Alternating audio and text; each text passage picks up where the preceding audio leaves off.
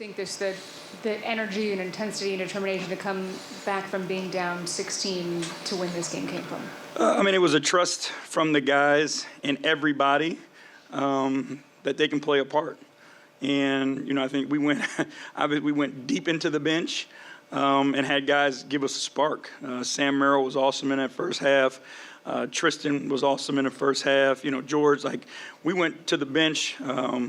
Craig Porter, because of foul trouble, got to play. And they all stepped up, and they all contributed to that run. So it's the depth of this team, and we keep talking about the same thing.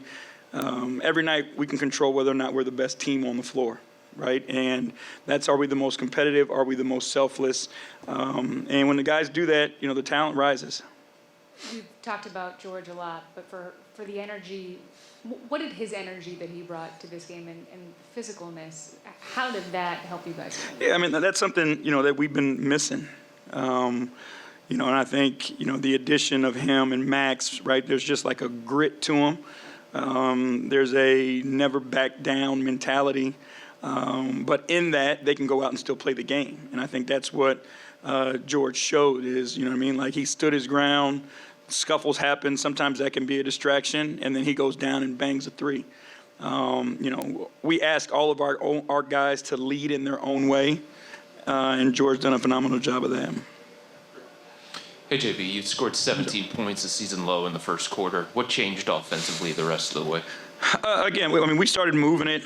I thought we were getting to the paint. Once we got to the paint, for us, all hell breaks loose because now there's rotations they have to make. And again, we got capable offensive players who can play to their strengths and aren't the same guy. So when you're closing out to certain guys, you got to make a decision, right? And it's just not the same guy. It's not just, a one-dimensional catch and shoot guy or a driver. There's multiple guys out there with multiple skills, and it's difficult in this league to close out when you can't touch guys.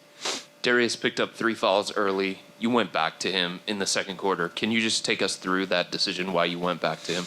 Again, it's the belief and, the history. If you go through it, even with fouls, you want your best players on the floor. And it is a calculated risk, obviously.